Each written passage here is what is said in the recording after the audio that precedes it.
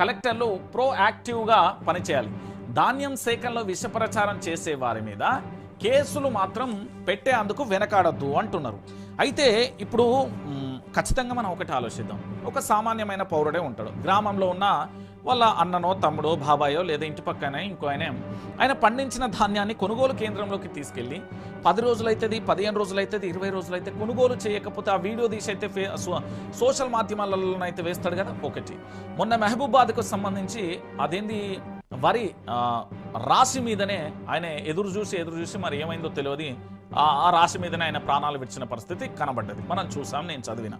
అది పక్కన పెడదాం. ఇంకొక విషయం ఏంది, ఇప్పుడు పూర్తి స్థాయిలో రైతు ఏం జరుగుతుంది, తడిసిన తర్వాత తన ఆగ్రహ జ్వాలలు అంటే కడుపు మంట అనేది బయటకు వస్తుంది కదా. వచ్చినప్పుడు ప్రభుత్వానికి ఖచ్చితంగా తెలియదు. ప్రభుత్వం అనేది ఎవరు తిట్టినా ఎవరు ఏమన్నా ఏం కథ అన్నా భరించాలి. నేను చెప్తున్నా కదా, భూతల్లికి ఉన్నంత ఓపిక ప్రభుత్వానికి ఉండాలి. భూతల్లికి ఉన్నంత ఓపిక ప్రభుత్వానికి లేకపోతే ఏంది సునామీలు లేకపోతే భూకంపాలు వస్తాయి కదా, అది ప్రజల నుంచి వస్తాయి. ప్రజా భూకంపాలు ప్రజల సునామీ నుంచి వస్తుంది. ప్రభుత్వానికి ఓపిక అనేది చాలా అవసరం. నువ్వు ఓపిక పడితేనే ఉండాలి. ప్రజలు ఎన్నన్నా అంటారు భయ్, వాళ్ళు ఓటేసినప్పుడు ఖచ్చితంగా వాళ్ళ ఆకలి మంటల కోసం, ఆకలి కేకల కోసమైనా అంటారు. వాళ్ళ కష్టార్జితం అది. సో దాని వీడియో తీసి అప్లోడ్ చేస్తారు. ఇక్కడ కేసు లెవెల్ మీద పెట్టాలి. ప్రభుత్వం ముందస్తు ప్రణాళిక లేకపోవడం వల్ల వైఫల్యం జరిగిందని కేసులు పెడదామా, లేకపోతే అందాల పోటీల మీద ఉన్న శ్రద్ధ ధాన్యం కొనుగోలులో లేదని మాజీ మంత్రి తన్నీర్ హరీష్ రావు అన్న దాని మీద కేసులు పెడదామా, లేకపోతే ఈరోజు సమీక్షా సమావేశం పెట్టినందుకు మనం సంతోషిద్దామా, లేకపోతే ఆల్రెడీ పంట విత్తడానికి పంటకు సంబంధించి అంటే నాటడానికి ఇప్పుడు పంటకు సంబంధించి సమయం అయింది కదా. ఇక జూన్ జూలైలో పూర్తి స్థాయిలో నాట్లు దాన్ని ఏమంటారు వరి అనేక రకాల పత్తి విత్తనాలు కానీ అన్నిటినీ కూడా నాటే పరిస్థితి ఉంటుంది కదా. మరి ఈ ఏంది అంటే ఇంకో సీజన్ ప్రారంభమైన ఇంకా కొనుగోలు చేయనందుకు ఎవరి మీద కేసులు పెడదాం? వ్యవసాయ శాఖ అధికారుల మీదనా, కలెక్టర్ల మీదనా? దీన్ని సమీక్షా సమావేశం చేయకపోవడమా ఏంటి అనేది మీరే డిసైడ్ చేసుకోరు. ఇక ఇంకొక లోతుగా కనుక దీన్ని చర్చిస్తే విష ప్రచారం ఎవ్వరు చేయరు. మా రాష్ట్ర ముఖ్యమంత్రి యనమల రేవంత్ రెడ్డి గారికి తెలియాల్సింది ఏంటంటే, అన్నయ్య నీకు తెలియదేమో కానీ ఇక్కడ ఎవ్వరు కూడా నీ ప్రభుత్వం మీద విష ప్రచారం చేయరు కూడా. రాసి పెట్టుకో, ఇది తెల్ల డైరీయో, ఎర్ర డైరీయో, పచ్చ డైరీయో, బ్లాక్ డైరీయో. ఎందుకు అంటే ఇది మేము చెప్పే అంశమో లేకపోతే ఇంకోళ్ళు చెప్పే అంశం కాదు. వర్షం కొడితే కొనుగోలు సెంటర్లలో పూర్తి స్థాయిలో వార్తాపత్రికలలో వచ్చిన కథనాలను చూసే ప్రతి ఒక్కరు కూడా స్పందిస్తారు. ఇంకొకటి ఏంటంటే చాలా మట్టికి కూడా రైతులు ఆగ్రహాన్ని వ్యక్తం చేసే పరిస్థితి కనబడుతుంది.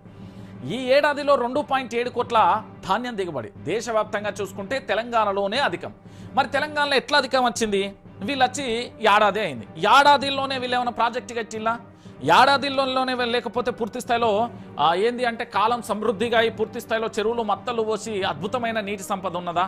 ఏ విధంగా దేశవ్యాప్తంగా కంటే తెలంగాణలోనే పూర్తి స్థాయిలో ఎట్లా అధిక దిగుబడి వచ్చింది అంటే ఈ తెలంగాణలో ఉన్న కాళేశ్వరం ప్రాజెక్టు వల్ల నీళ్లు అనేది ఎండాకాలంలో కూడా మత్తలు పోసే విధంగా వచ్చింది కాబట్టి అధిక దిగుబడి వచ్చింది. ఈ విషయాన్ని దాస్తున్నారు, ఈ విషయాన్ని ప్రభుత్వం దాస్తున్నది, ఈ విషయాన్ని మనం నొక్కి చెప్పాలి. ఎందుకంటే 2023-24 సంవత్సరానికి వాళ్ళ అధికారంలో దిగిపోయే ముందే కాళేశ్వరం ప్రాజెక్టు ద్వారా ఆల్రెడీ కేసీఆర్ ప్రభుత్వంలోనే దేశంలోనే అన్నపూర్ణ రాష్ట్రం ఏది అంటే పలానా తెలంగాణ రాష్ట్రం అనే పేరు వచ్చింది. అంటే గతం కంటే ఈ సంవత్సరం ఇంకా ఎక్కువగా కూడా దిగుబడి వచ్చింది. ఈ విషయాన్ని కాంగ్రెస్ ప్రజల్లోకి తీసుకెళ్లలేకపోయింది. ఎందుకు అంటే క్రెడిబిలిటీ, మళ్ళీ మొత్తం దీనికి ఉన్న క్రెడిబిలిటీ కానీ దీనికి ఉన్న మంచి పేరు కానీ దీనికి వచ్చే ఆదరణ అంతా కూడా కేసీఆర్కు పోతుంది కాబట్టి వాళ్ళ క్రెడిబిలిటీ దెబ్బతింటది కాబట్టి చెప్పలేకపోయారు. అంటే దిగుబడి అనేది పెరిగింది అని చెప్పడానికి ఒక సజీవమైన సాక్ష్యం. ఇక వానాకాలం సాగుపై వ్యవసాయ యంత్రాంగం అప్రమత్తంగా ఉండాలి. 29న 30న ఇన్ఛార్జి మంత్రులు ఆయా జిల్లాలలో పర్యటించాలి. జూన్ 3 నుంచి 3వ దశ రెవెన్యూ సదస్సులు జిల్లా కలెక్టర్లతో వీడియో కాన్ఫరెన్స్ లో సీఎం రేవంత్ రెడ్డి అంటూ కూడా చెప్పిన పరిస్థితి కనబడుతుంది. ఇక్కడ మీకు చాలా క్లారిటీగా నేను చెప్తా, అధికారులు అన్ని వేళలా అప్రమత్తంగా ఉండాలి. వర్షాల నేపథ్యంలో ముందస్తు జాగ్రత్తలు చేపట్టాలి సీఎం రేవంత్ రెడ్డి. ఇది హర్షించదగ్గ విషయం. మన ముఖ్యమంత్రి పరిపాలనా వ్యవస్థ మీద ఎంత అద్భుతంగా పనిచేస్తే అంత అద్భుతంగా వైఆర్టీవీ రంజిత్ నీకు సపోర్ట్ చేస్తాడు. ప్రజల పక్షాన ముఖ్యమంత్రి గారు ఎంత ముందడుగు వేస్తే అంత రెండింతలు నేనే ముందడుగు ఉంటాను. అయితే ఇక్కడ విషయం చూద్దాం. రాష్ట్రంలో ధాన్యం సేకరణ విషయంలో కావాలని విష ప్రచారం చేసే వారిపై కేసులు పెట్టడానికి అధికారులు వెనకాడొద్దని సీఎం రేవంత్ రెడ్డి అన్నారు. ఎవరు కూడా ధాన్యం సేకరణ విషయంలో ఏంది అంటే పూర్తి స్థాయిలో అసత్యాలు ప్రచారం చేయడం. ఎందుకంటే దేశానికి అన్నం పెట్టే రైతన్న జై జవాన్ జై కిసాన్ అన్నప్పుడు ఆ రైతన్న పూర్తి స్థాయిలో కూడా అబద్ధాలు ఆయనాడు. దాంతోపాటు ఆ రైతన్న కడుపులో వచ్చిన ఈ పిల్లలు ఎవరైతే ఉన్నారో పూర్తి స్థాయిలో సోషల్ మీడియా మాధ్యమాలు కానీ లేకపోతే ఏదైనా ప్రచారం చేసే ప్రతి ఒక్కరు కూడా ఎవరి అవసరాల కోసం కదా, రైతన్న కన్నీళ్లను తోడడానికి ప్రభుత్వానికి చేరవేసేయడానికి చేసే ఒక రవాణా మార్గమే మీడియా. దాన్ని ఏ మార్గం ద్వారానైనా సో అసత్య ప్రచారాలనే జరగదు. ఈ విషయంలో జిల్లా అధికార యంత్రాంగం కఠినంగా వ్యవహరించాలని, కలెక్టర్లు ప్రోయాక్టివ్గా పనిచేయాలని మంగళవారం కమాండ్ కంట్రోల్ సెంటర్ నుంచి ముఖ్యమంత్రి రేవంత్ రెడ్డి మంత్రులు అధికారులు వీడియో కాన్ఫరెన్స్ నిర్వహించారు. ఇందులో అన్ని జిల్లాల కలెక్టర్లు పాల్గొన్నారు. ఈ అత్యవసర కాన్ఫరెన్స్ లో ప్రధానంగా ధాన్యం సేకరణ, ఇందిరమ్మ ఇల్లు, భూభారతి, ఋతుపవనాలు, వానాకాలం, పంట సాగు 4 అంశాలపై చర్చించారు. ఎక్కడ ఉన్నాడండి మన ముఖ్యమంత్రి? ఒక్కసారి ఆలోచించాలి. తెలంగాణ రాష్ట్ర ముఖ్యమంత్రి ఎక్కడా? గౌరవనీయులు పెద్దలు తెలంగాణ రాష్ట్ర ముఖ్యమంత్రి యనుమల రేవంత్ రెడ్డి గారు విపక్షంలో ఉన్నప్పుడు ఇదే తెలంగాణ రాష్ట్రానికి సంబంధించిన గౌరవ పెద్దలు తెలంగాణ ఉద్యమ నేత కల్వకుంట్ల చంద్రశేఖరరావు గారు ముఖ్యమంత్రిగా ఉన్నప్పుడు కేవలం ప్రగతి భవన్ కు మాత్రమే పరిమితమైండు, ఫామ్ హౌస్ కు మాత్రమే పరిమితమైండు అని అన్నారు. మరి ఈ రోజు ఈడ మంగళవారం రోజున మా ముఖ్యమంత్రి యనుమల రేవంత్ రెడ్డి గారు ఎక్కడ ఉన్నారండి? మా ముఖ్యమంత్రి కమాండ్ కంట్రోల్ సెంటర్ నుంచి ఎందుకు ముఖ్యమంత్రి ఆదేశాలు ఇస్తున్నాడు? ముఖ్యమంత్రి ఎందుకు కమాండ్ కంట్రోల్ సెంటర్ నుంచి ఆదేశాలు ఇస్తున్నాడు? మా ముఖ్యమంత్రి ఎందుకు తెలంగాణ సెక్రటరియట్ కి ఎందుకు రావట్లేదు? మా దళిత జాతికి మా జాతికి సంబంధించిన డాక్టర్ బాబాసాహెబ్ అంబేద్కర్ పేరు పెట్టినందుకు అత్తలేడా? లేకపోతే కల్వకుంట్ల చంద్రశేఖరరావు సెక్రటరియట్ కట్టిండని వస్తలేడా? లేకపోతే సెక్రటరియట్ లో అడుగు పెడితే ఉద్యోగం పోతుందని వస్తలేడా?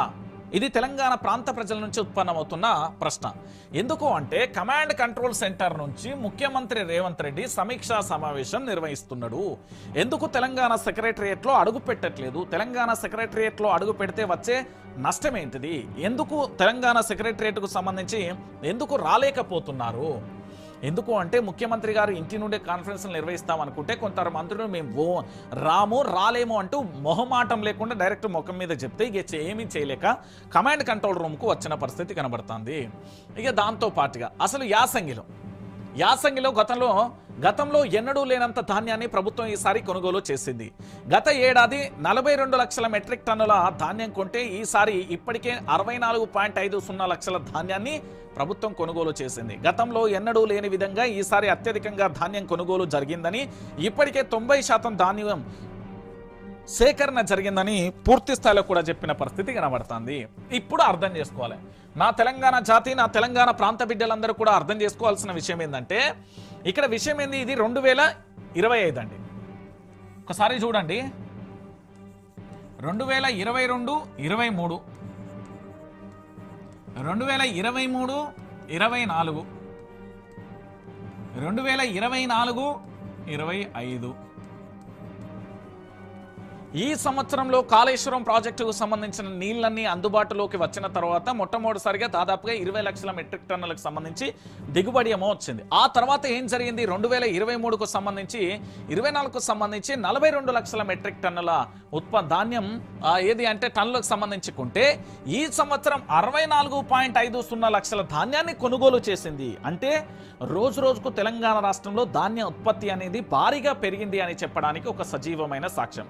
అంటే ఒకసారి చూడండి 42 లక్షలు ప్లస్ దాదాపుగా మీరు అందరూ కూడా ఆలోచించాల్సిన కూడా విషయం ఏంటి అంటే తెలంగాణ ప్రాంత ప్రజలందరూ కూడా ఆలోచించాల్సిన విషయం ఏంటంటే తెలంగాణలో ఎప్పుడూ లేనంత కేవలం 42కు సంబంధించి పూర్తి స్థాయిలో కూడా 64 వరకు పూర్తి స్థాయిలో కూడా 64కు సంబంధించి 64 ఏది అంటే లక్షలకు సంబంధించిన ధాన్యాన్ని కొనుగోలు చేసింది. అంటే పూర్తి స్థాయిలో ఇక్కడ జరిగేది ఏంది, దాదాపుగా గత సంవత్సరానికి ఇప్పటికీ పోలిస్తే అంటే 2023కు 24కు 22, 23కి ఇక్కడ 20 లక్షల మెట్రిక్ టన్నులు పెరిగితే 2023, 24కు 25కి 25 ఈ మధ్యలో 22 మెట్రిక్ టన్నుల ధాన్యం అనేది దిగుబడి అనేది పెరుగుతున్నది.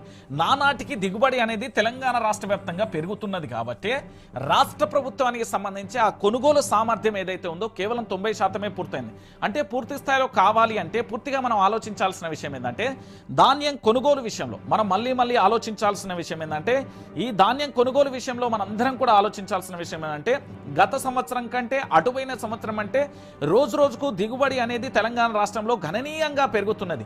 ఇప్పుడు భారతదేశంలోనే ప్రప్రథమ స్థానంలో ఏదైనా ఉంది అంటే అది తెలంగాణ రాష్ట్రం నుండి. ఎందుకంటే 64.50 లక్షల మెట్రిక్ టన్నులకు సంబంధించిన ధాన్యాన్ని రాష్ట్ర ప్రభుత్వం కొనుగోలు చేయాలి. ఇది కత్తి మీద సామే.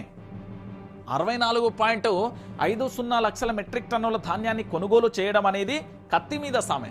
సో దీన్ని కొనుగోలు చేయడానికి చాలా రకాలుగా ఇబ్బంది పడాల్సి వస్తుంది ప్రభుత్వం. అంటే ఇదంతా ఈ ఉత్పత్తి అంతా ఎక్కడి నుండి వచ్చింది అనేది కూడా మీరు ఆలోచించాలి. ఈ ఉత్పత్తికి సంబంధించి పూర్తి స్థాయిలో కూడా ఎక్కడి నుండి వచ్చింది, ఈ ఉత్పత్తి ఎలా జరిగింది అంటే ఏదైతే కాళేశ్వరం ప్రాజెక్టుకు సంబంధించి మీరు చెప్తున్నారు కదా, ఈ కాళేశ్వరం ప్రాజెక్టుకు సంబంధించి ఈ కాళేశ్వరం ప్రాజెక్టులో ఏదైతే నీటి లభ్యత ఉందో, ఏ మేడిగడ్డ నుంచి అయితే నీళ్ళని ఎత్తిపోతున్నామో, ఏ ప్రాజెక్టుల ద్వారా అయితే మన ఏది కాల్వలు, కెనాళ్ళు, రిజర్వాయర్ల ద్వారా నీళ్ళు వస్తున్నాయో ఆ నీళ్ల వల్ల పండిన పంటే 64.50 లక్షల మెట్రిక్ టన్నుల ధాన్యం అన్నట్టు. సో ఏడాది పెరుగుతున్న తరుణంలో దీన్ని పూర్తి స్థాయిలో కూడా మంత్రి ఉత్తమ్ కుమార్ రెడ్డి గారి సారథ్యంలో వారు దగ్గరుండి కూడా దీన్ని పర్యవేక్షిస్తున్న పరిస్థితి కనబడుతుంది. అంటే ధాన్యం విషయంలో పూర్తిగా కూడా, ఎందుకంటే కొనుగోలు సామర్థ్యం అనేది ఇంకా పెంచాల్సిన అవసరం ఉంది. ఎందుకంటే ప్రభుత్వం అంచనాల కంటే డబుల్గా వచ్చింది. దాదాపుగా 64.50 లక్షల మెట్రిక్ టన్నుల ధాన్యం కొనుగోలు చేయడం అంటే అది కత్తి మీద సొమ్మే. సో ఇక్కడ లోపం జరుగుతుంది అని చెప్పడానికి లేదు. దిగుబడి ఆశించిన దానికంటే 2 రెట్లు ఎక్కువగా రావడంతో ఏమీ చేయలేకపోతున్న పరిస్థితి కనబడుతుంది. మీరు ఇక్కడ చూస్తున్నారు కదా మేడిగడ్డ అని. ఈ మేడిగడ్డ మీద NDSA సంబంధించిన దొంగ రిపోర్ట్ కానీ లేకపోతే LNTకి